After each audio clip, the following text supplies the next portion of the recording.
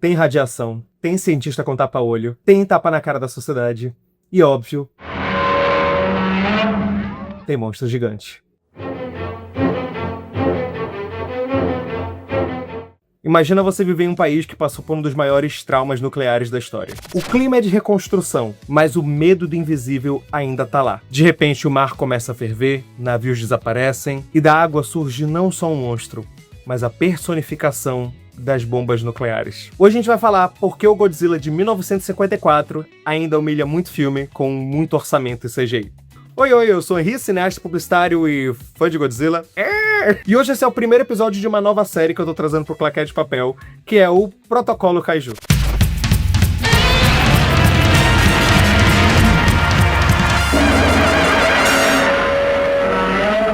A ideia do Protocolo Kaiju é que eu quero analisar filmes de monstros gigantes, que é uma das minhas paixões, e eu vou começar por um desafio muito específico. Eu tô muito na hype com o Godzilla Minus Zero. E assim, eu já sou fanboy de Godzilla há muito tempo, bonequinho, blusa, tatuagem do monstro, sabe? Esse tipo de coisa. Eu sou louco pelo Godzilla. E eu já vi todos os filmes do Godzilla, mas meio solto, então agora eu quero sentar, organizar e ver todos os filmes direitinho, em ordem cronológica, antes do lançamento do Minus Zero, o que eu não sei se vai dar tempo, mas eu vou tentar. E assim, eu precisava renovar o canal com um quadro um pouco mais simples de produção. Eu acho que aqui eu estou sentado na mesa, não estou com mega produção aqui arrumado, estou sentado super simples na minha mesa e conversando sobre o filme. Vão ser vídeos com menos roteiro, só alguns tópicos que eu vou anotando enquanto eu revejo o filme, coisa que eu fiz esses dias.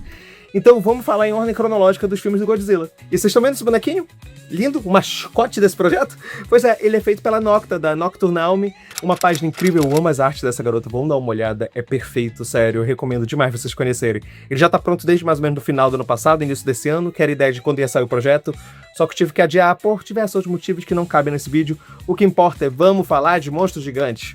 Introdução muito longa, né, prometo que os próximos vídeos não vão ter tudo isso, mas vamos que vamos. Godzilla de 1954.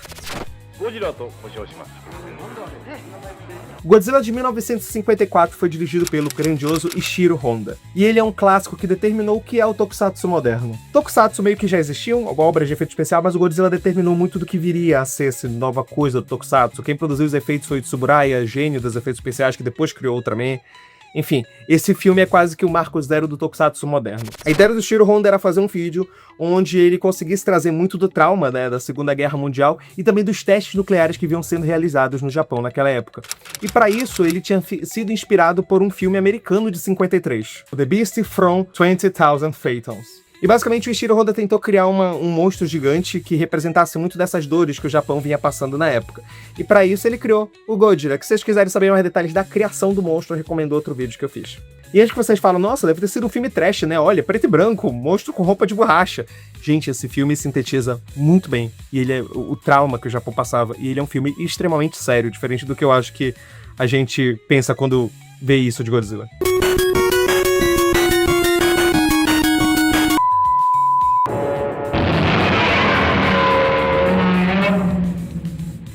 Tudo começa com um navio sumindo misteriosamente perto da ilha Odo. Os sobreviventes falam de um monstro lendário. O governo, claro, manda uma expedição liderada pelo Dr. Yamane, um cara que parece que gosta mais de fósseis do que da própria filha. Detalhes. Eles chegam na ilha e o medidor Geyser, né, que mede radiação, começa a estalar demais. Quando, de repente... Essa é uma das cenas mais incríveis desse filme, uma das mais importantes da história do cinema pra mim, porque é a primeira vez que a gente vê o Godzilla em tela. A ideia do cientista é que ele quer tentar entender que criatura é aquela, que tem um misto de dinossauro, né, e tal. Só que ele tenta defender isso para um grupo de outros cientistas numa cena bem explicativa, eu acho que pra época era importante, porque o mundo ainda não sabia exatamente o que era o Godzilla, e o Yamane defende que a criatura precisa ser estudada, só que de certa forma o exército e o governo pensa, vamos destruir, né, tipo assim, olha o trauma do Japão recorrendo, né, durante a obra. Enquanto o Japão tá em pânico, a gente tem um drama humano muito interessante, sintetizado em um triângulo amoroso. Emiko é a filha do Dr. Yamane e em breve se casará com Ogata. Porém, ela em seu passado já tinha saído com o Dr. Serizawa, um gênio recluso com um tapa-olho que guarda um segredo enorme armamentista. Ela inclusive tem uma cena do filme que visita ele, né, pra tentar conversar se ele tem algo batido.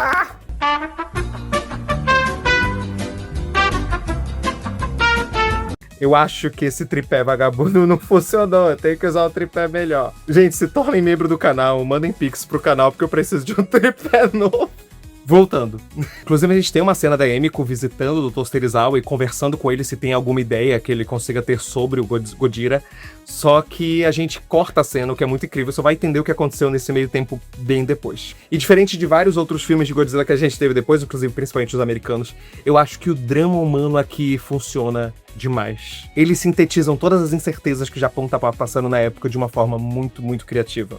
Só que nesse meio tempo, Godzilla continua aparecendo, e até que ele para em Tóquio, gerando uma das cenas mais importantes da história do filme. É nesse momento que a gente vê a primeira vez ele utilizando seu sopro atômico, que se tornou uma das maiores marcas do monstro. Inclusive, quando as placas, brilham, tudo isso é uma metáfora às cicatrizes vindas da radiação. Só que essa cena eu não consigo nem fazer piada, que eu sempre fico muito impactado com essa cena, principalmente na cena da mãe com os filhos, enquanto o Godzilla tá aparecendo, e tem uma cena meio dele do alto que ele parece uma silhueta de uma bomba atômica, sabe? É uma cena bem impactante, mas muito incrível e muito importante. Godzilla aqui não é um herói, mas também não é exatamente uma criatura do mal, sabe? Ele tá meio que andando meio perdido e sintetiza muito dos testes nucleares que vinham acontecendo ao redor do Japão. E de certa forma ele foi despertado e modificado pela radiação, ele não é exatamente um monstro que quer destruir o mundo.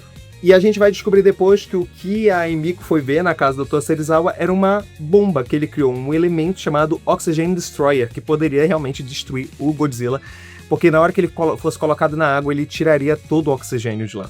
Só que ele não quer que isso seja revelado para o exército, e a Emiko tenta guardar esse segredo até onde ela consegue, basicamente. Mas fica aquele dilema, sabe? Se ele usar essa arma para destruir o Godzilla, ele vai revelar ela para o mundo. E será que o mundo não usaria ela para criar outras bombas atômicas como Hiroshima e Nagasaki? Afinal, quem é o verdadeiro monstro, sabe? É o Godzilla ou o exército que criou, de certa forma, ele sem querer? Agora, se você reclama que seu jogo roda a menos de 30 FPS, meus amigos, os efeitos desse filme pra época eram maravilhosos. Não é pra rir disso aqui, não. Às vezes a gente ri um pouquinho, mas eles eram incríveis. Haruo Nakajima era o ator que fazia o Godzilla, e a roupa pesava quase 100 quilos. Ela era feita de concreto e látex. O calor lá dentro era tão insano que ele chegava a tirar baldes de suor após as gravações.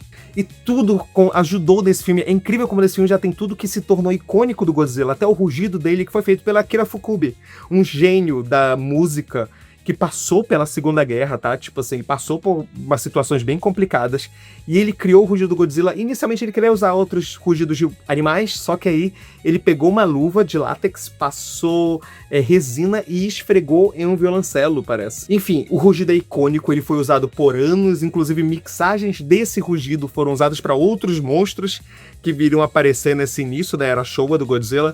E eu falo um pouco mais daquele Fukube em um vídeo lá do TokuCast, tá aparecendo no Toku Agora, do meu quadro Toku Hits, que eu falo de música de Tokusatsu. Recomendo vocês darem uma olhada, o link vai estar na bio. E aí a gente vai se aproximando do final do filme, que se você ainda não viu, é óbvio, spoilers agora. Mas recomendo vocês assistirem sabendo ou não o final, é um clássico de mais de 70 anos, que, enfim, vou precisar falar do final agora, que sempre me impacta muito. No final, Serizawa acaba aceitando usar o Oxygen Destroyer no Godzilla. Mas para isso, antes de ele queima tudo das suas pesquisas e leva a única amostra da sua arma para o fundo do mar junto com ele. Ele corta a própria corda de oxigênio e morre, junto com ele também, o segredo da arma para que ela nunca seja usada por políticos. Godzilla morre, reduzido aos ossos, mas o Dr. Yamane deixa o aviso final, que serve até hoje. 続けて行われるとしたら、ゴジラの同類がまた世界のどこかへ現れてくるかもしれない。 Então, Godzilla de 54 para mim é uma obra impactante, com menos de 2 horas, que fala de muita coisa sobre o Japão, como ele lidava com a guerra, resultados de testes nucleares. Impactante, inclusive, porque eu assisti recentemente a série Emergência Radioativa, né, sobre o caso do Césio, que aconteceu no Brasil, e muita coisa lá também me lembrou Godzilla. É incrível como Godzilla sintetizava essas coisas da radiação já lá, usando uma metáfora de um monstro gigante, que pra mim é uma das melhores formas de usar monstros gigantes, é usar como metáfora, né, robôs, monstros, etc. Godzilla é um clássico absoluto que eu vou fazer o seguinte, no final desse quadro eu vou ranquear, mas já falando, Godzilla é um clássico dos clássicos, a nota que eu dou aqui no Letterboxd é 5 de 5, eu acho perfeito, é um dos meus filmes favoritos da minha vida inteira. Sem ele a gente não teria, diversas outras obras de monstros gigantes que vieram depois, como o próprio Pacific Rim, e Evangelion, que é o meu anime favorito também, olha aí o dodóizinho da cabeça. Mas aí, o que você acha do Godzilla de 1954? Você já viu esse filme? Você acha que a versão americana, com efeitos especiais digitais, é mais legal? Ou você prefere o gordinho de borracha? Isso daqui é a coisa mais fofa que tem. Enfim, comenta aqui embaixo qual é o seu filme favorito do Godzilla, qual você mais tá esperando ver isso aqui. Eu quero muito tentar fazer esse quadro sair semanalmente, ele é um pouco mais simples de editar, porque